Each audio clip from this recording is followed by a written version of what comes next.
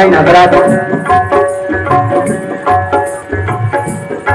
और बदी के उसूल के मुताबिक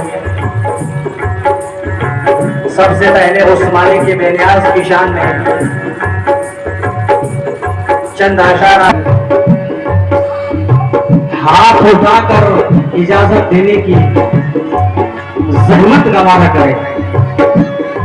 इजाजत है। शुक्रिया।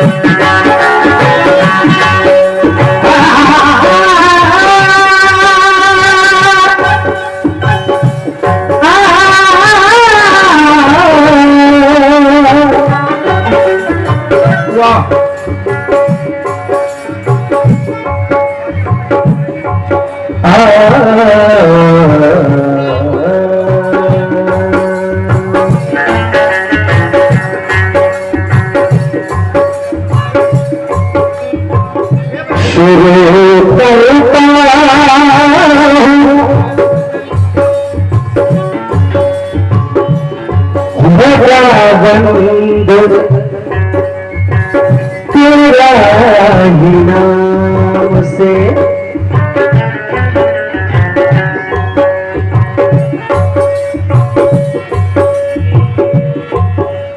शुरू